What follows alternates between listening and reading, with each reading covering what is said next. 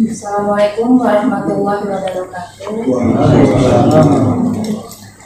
Salam sejahtera untuk semua.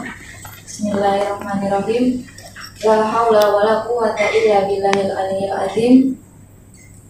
Sebenarnya saya belum terbiasa berbicara di depan umum, tapi untuk kali ini saya harus berbicara karena menyangkut perjuangan keadilan untuk suami saya, yaitu Mas Bobi. Perkenalkan, saya Dorothea Sunnah, biasa dipanggil Sunnah. Saya adalah istri dari Mas Bobi. Kenapa baru saat ini saya berbicara di media? Karena saya baru saja melahirkan 1,5 bulan yang lalu, dan sebelumnya saya fokus menjaga kesehatan kandungan saya.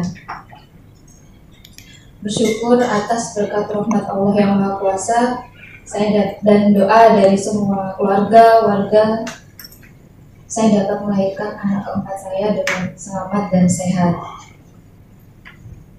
Terkait pemberitaan yang beredar, saya merasa sedih karena suami saya ini sudah dihabisi duluan sama opini publik melalui berita-berita itu tanpa diketahui lebih dulu kebenarannya seperti apa sih.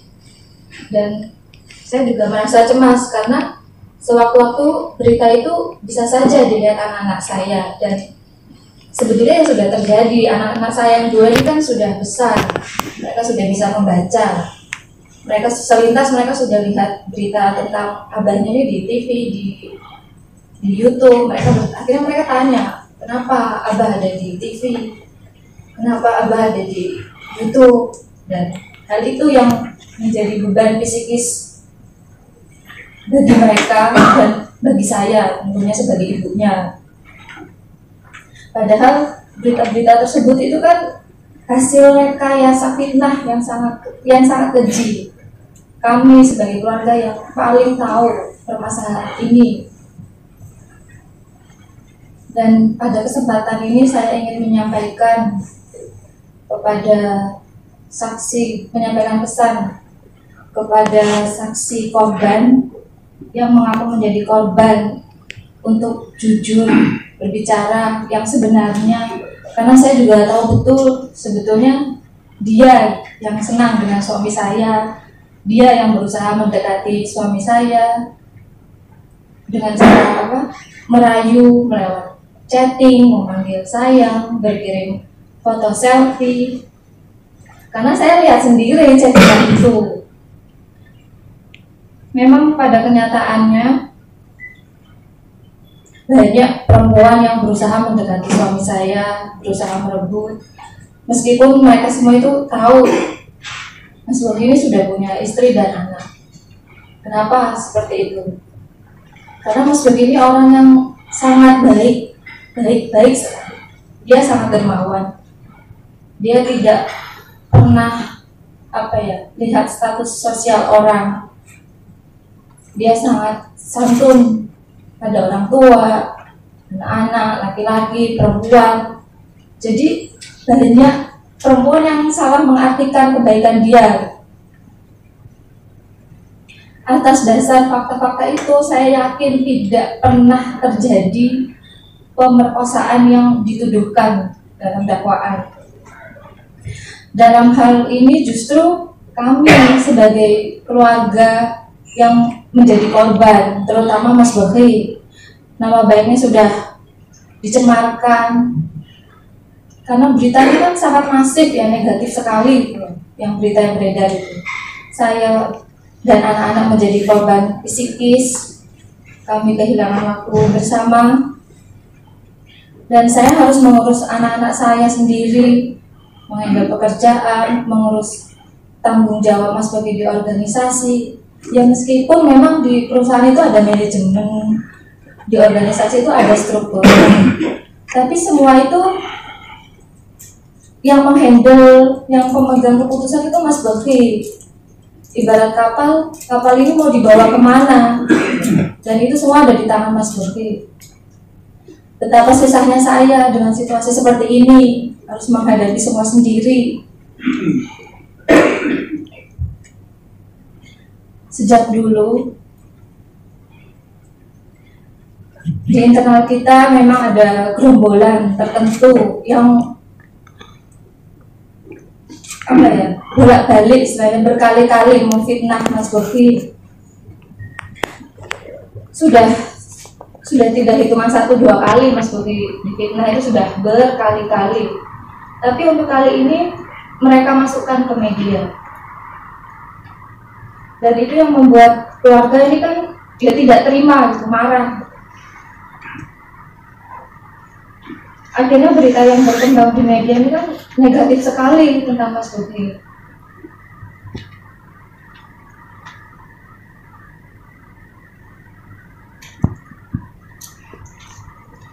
Teman-teman banyak yang belum tahu sisi baik Mas Bobi, bagaimana kebaikan-kebaikan yang sudah dia sebarkan di masyarakat, dan itu fakta. Fakta Mas Bobi ini dibutuhkan banyak orang karena kebaikan-kebaikan dia membangun rumah layak huni untuk fakir miskin, senang sekali mengadakan santunan, bahkan sampai ke daerah-daerah terpencil, membangun masjid. Sekarang masjid itu pun masih dalam proses pembangunan, membangun masjid di daerah terpencil, memfasilitasi pengobatan masyarakat yang kurang mampu, baik itu pengobatan ringan atau pengobatan berat, misal seperti membiayai operasi. Itu semua difasilitasi oleh Mas Bobi. Tapi kan kita memang tidak pernah ada niatan untuk sengaja ngumbar atau ibaratnya pamer ke teman-teman media.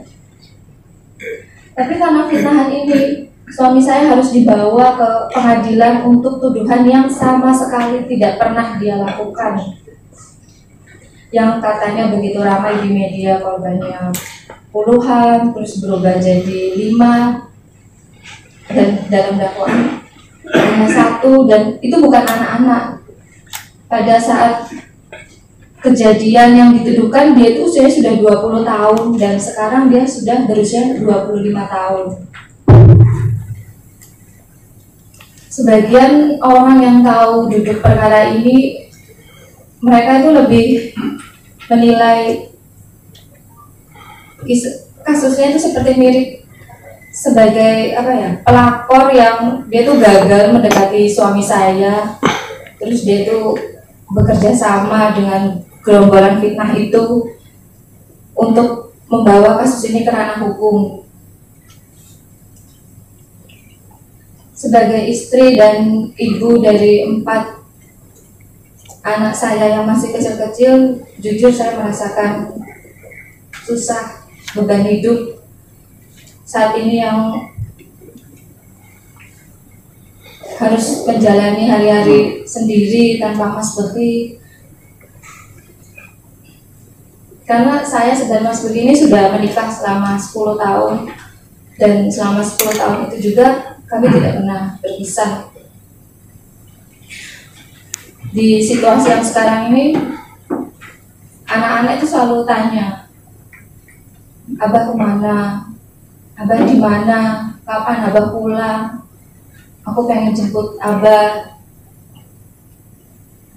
Perasaan saya tuh hancur kalau mereka sudah bertanya tentang Abah ada di mana. Saya sangat berharap suami saya waktu ini bisa pulang, karena memang dia tak bersalah. Dia tidak pernah melakukan tuduhan yang dituduhkan kepada dia. Dia tidak bersalah, saya tahu betul.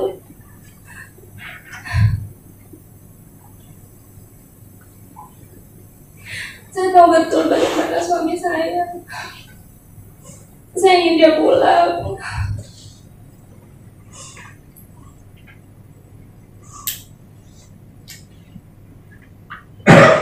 Saya dan anak-anak butuh dia, begitupun teman-teman di organisasi butuh dia, teman-teman di perusahaan butuh dia, karena dia memimpin kami.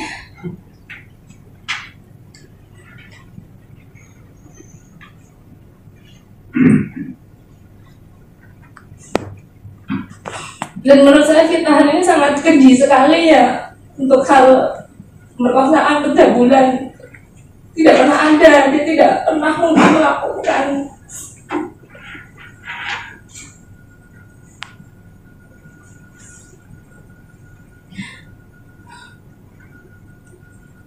Karena kasus ini fitnah dan rekayasa, dan bukan sekali ini saja. Gerombolan itu memfitnah suami saya yang sudah saya katakan di awal. Berkali-kali mereka itu berusaha memfitnah suami saya dengan tujuan lain di luar kasus hukum ini. Banyak sekali tujuan lain di luar kasus hukum ini. Dan itu sudah banyak yang tahu.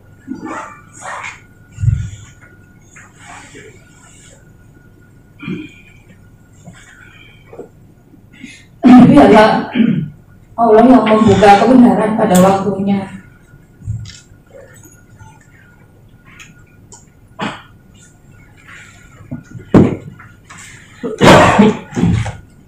Saya sangat berharap keadilan bisa didapat oleh Mas Mufti, karena dia tidak pernah menyakiti orang lain, dia tidak pernah merugikan orang lain.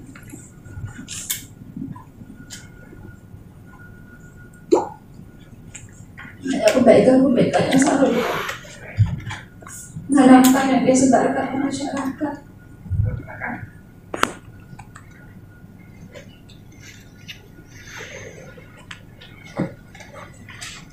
Tolonglah yang mengaku korban bicara yang sebenarnya.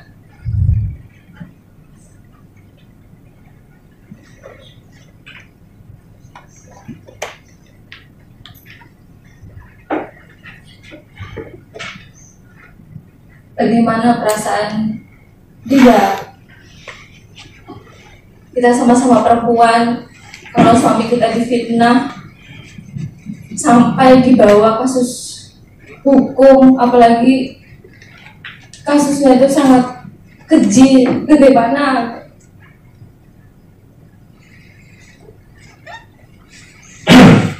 Betapa saya tidak terimanya dengan kejadian seperti ini. Kalau disuruh jujur, saya jujur nggak terima. Suami saya harus di dalam rutan, dia harus di sana. Karena tuduhan-tuduhan ini.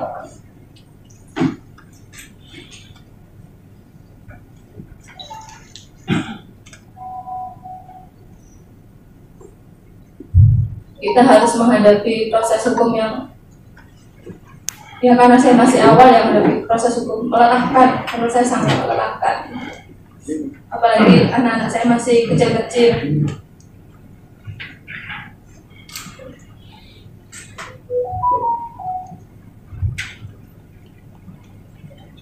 Saya sangat berharap keadilan bisa didapatkan suami saya. Mungkin itu saja dari saya. Sekiranya ada tutur kata saya yang kurang berkenan di hati teman-teman, saya mohon maaf. Assalamualaikum warahmatullahi wabarakatuh. Waalaikumsalam. Jadi memang sengaja saya berikan apapun yang disampaikan oleh Mbak Sunda, karena mungkin ada sisi lain yang mungkin belum terungkap dari sebuah peristiwa yang hari ini sudah berjalan di pengadilan. Bagaimana peradilan hukum sudah terjadi sebelum kasus itu masuk pengadilan, dan kemudian kita masih ingat sekali pemberitaan begitu masif, bagaimana belasan santri di bawah umur dan sebagainya disebutkan, kemudian pada akhirnya ada pejabat resmi mengatakan 5 korban yang diproses, tapi akhirnya di dalam dakwaan hanya ada 1. Dan 1 itu ternyata menurut Mas yang tadi saya sampaikan, yang bersangkutan sangat jauh dari kemungkinan adanya kasus pemerkosaan, karena yang dakwaan kan pemerkosaan 285. Jadi ada kekerasan, ancaman kekerasan dan sebagainya. Itu sangat jauh sekali, karena beliau sendiri sempat melihat chatting juga dari yang bersangkutan kepada suaminya. Ada yang berisi kata sayang, ada berisi kirim foto, nanya kabar, membesarkan jiwa, layaknya orang yang sedang memberikan perhatian lebih gitu, sangat jauh dari kesan sebagai korban pemerkosaan yang menimbulkan traumatik yang mendalam, itu sangat jauh tampilannya. Itu yang dirasakan oleh beliau dengan bukti-bukti yang ada. Apa ya, saya coba mencari padanannya kalau judul-judul sinetron itu cocoknya apa ya? Apa ya kira-kira? Mungkin cocoknya tuh mungkin ketika pelapor berubah menjadi pelapor, mungkin itu agak menarik ya. Mungkin untuk membayangkan judul yang lebih pendek, kira-kira kasus ini seperti apa sih gitu. Mungkin ketika pelapor berubah menjadi pelapor, sehingga ketika rasa senang berubah menjadi pemerkosaan, kan itu jadinya. Kan sementara sangat jauh sekali dimensi pemerkosaan itu dengan kondisi yang ada. Nah, saya kira mungkin mudah-mudahan curahan hati dari istri Mas Beki ini bisa memberikan ruang keseimbangan pemberitaan atas pemberian ataupun penghakiman terhadap Mas Beki yang saat ini masih menjalani proses hukum. Karena proses hukum berjalan, tetapi juga kesulitan rumah tangga beliau juga tetap terus berjalan. Sementara yang melapor sudah bisa eksis di berbagai medsos, membuat kanal sermon di media massa atau di YouTube, di media sosial, layaknya seperti bukan seorang korban pemerkosaan. Yang saya tahu biasanya kalau korban pemerkosaan itu menutup diri, ketakutan dan sebagainya ya. Ini kok malah eksis, bahkan ada tuntutannya biar berhenti untuk memimpin organisasi, berhenti untuk mengurus pondok. Sepertinya permintaannya itu permintaan yang targetnya jauh daripada kasusnya itu sendiri gitu. Seperti yang tadi sampaikan, di balik kasus ini sebenarnya ada masalah besar lain untuk menjatuhkan Mas Beki. Posisinya adalah beliau anak tunggal yang kemudian diyakini akan menjadi pelanjut daripada apa yang hari ini dibangun Kak Kiai. Inilah mungkin yang akan menjadi kendala kalau orang ini mungkin dianggap masih eksis, akan berbahaya. Jadi bagaimana orang ini harus dimatikan segalanya, termasuk nama baiknya, karirnya, semua dimatikan. Tapi lupa bahwa yang bersangkutan punya istri, punya anak, siapa dan ini baru melahirkan juga gitu. Jadi posisinya beliau ini otomatis meninggalkan bayinya dulu untuk dipakai sebagai sekedar untuk memberikan penimbangan agar jangan satu berita seakan Mas Beki ini seorang predator dan sebagainya. Itu saya kira mungkin beberapa hal yang bisa saya sampaikan. Atau mungkin mau jawab mungkin sedikit saja, karena ini kan beliau ini kan mohon maaf tidak terbiasa begini gitu. Tapi saya yang memang sempat berdialog, karena saya lihat beliau ini sering merenung, sering diam dan sebagainya, mojok. Saya nggak bisa bilang malunya Bu, kayaknya Mbak Sunahnya bisa saya ajak ngobrol, saya sampaikan saja kepada publik, karena sebagai perempuan juga sama gitu. Jadi perempuan yang mana sebenarnya jadi korban, anak yang mana sebenarnya jadi korban, kan lama-lama publik akan tahu dari kasus ini sebenarnya. Saya kira itu mungkin